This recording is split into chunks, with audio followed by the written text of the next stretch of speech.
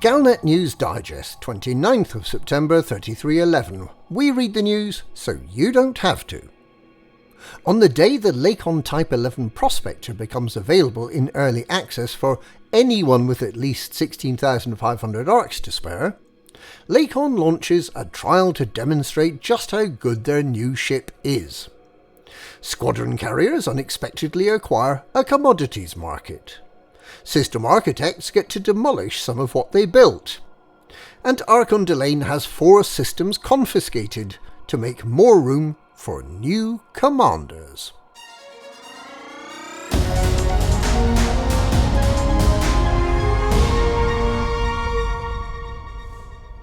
Following the release of the Type 11 Prospector today, Lakon Spaceways has announced a mining trial that aims to show how much better the Type 11 is than even the Panther Clipper.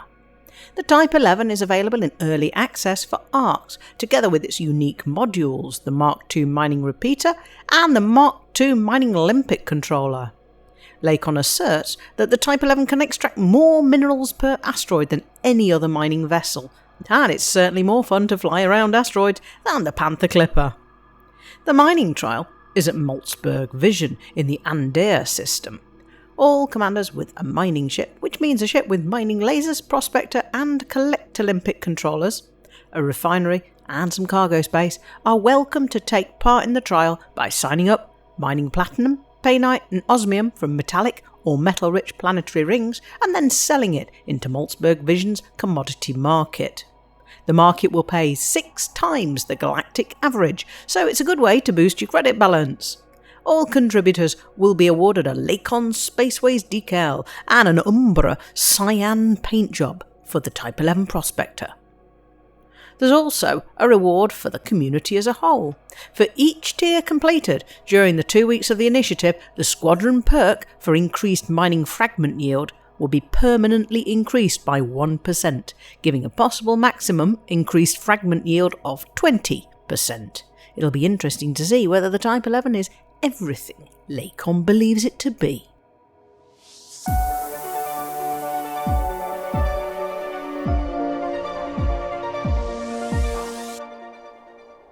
Brewer Corporation, the organisation in charge of the Trailblazers colonization initiative, is allowing system architects to demolish constructions that may not have had the desired effect. But there are some limitations and warnings. Part-built or completed facilities can be marked for demolition by the system architect. Demolition takes place on Thursdays, making the construction slots available for reuse. Any Tier 2 or Tier 3 construction points used will also be refunded, and any Tier 2 or Tier 3 points awarded on completion of the facility will be deducted, meaning that negative construction point balances are possible. You cannot demolish a facility that's a prerequisite for another facility without first demolishing the dependent facility. In order to build an orbital research station, for example, you must first have built a research biosettlement. If you want to demolish the settlement, you must first either build another one to support the orbital research station, or you must demolish the research station 1 week and the unwanted settlement the next.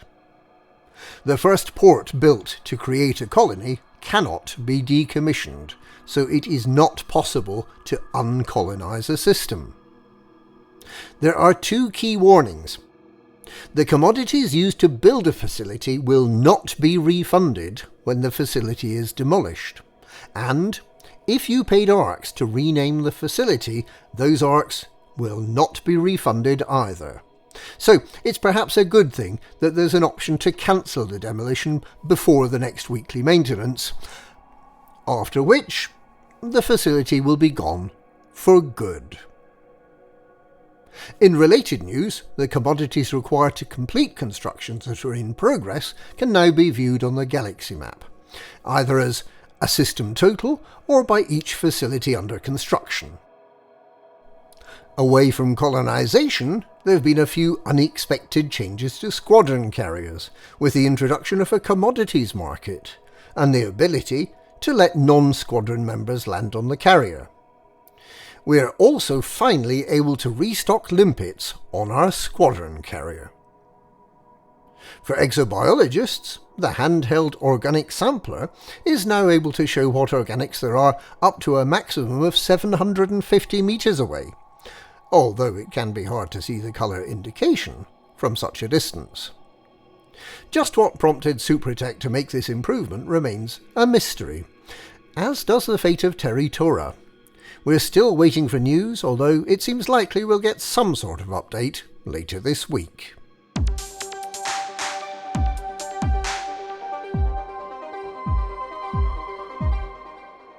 In other news, Archon Delane is reported to be absolutely livid after 4 of his power play systems, including a stronghold and a fortified system, were taken over by the Pilots Federation to expand the safe part of the galaxy reserved for newly qualified members of the Pilots Federation.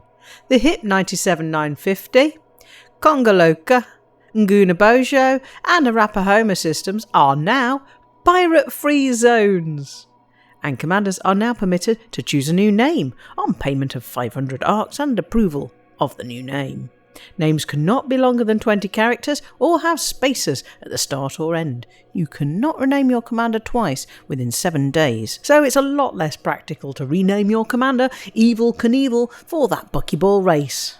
Exploration discoveries and first footfalls made under the old commander name will continue to be credited to the old name, as will any codex entries. The old commander name will be reserved for you for 30 days in case you change your mind.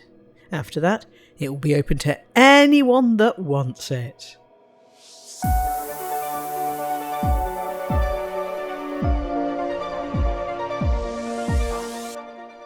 Commander LCU Noful Lycon of Canon Interstellar Research claims that 2 inhabited planets are about to collide, and he's planning to be there to witness the disaster. The moons that will collide are bodies 8b and 8c in the Rienardi system. A previous prediction of a collision turned out to be a near miss, but this time Elite Observatory agrees with Commander LCU's calculations, so disaster seems inevitable. The collision is likely to start at around 1910 Galactic Time on Tuesday the 30th of September, and to last for about 2.5 hours with a maximum of 25% overlap. The 2 bases in the danger zone are Socio-Biological and Data Biological Forum. Citizens living at both of these bases are warned to evacuate in good time. Sightseers may be able to witness a genuinely spectacular event on foot, but are warned that travel to the Rienardi system is entirely at their own risk. And that's this week's Galnet News. Galnet News, we rename the commanders so you don't have to.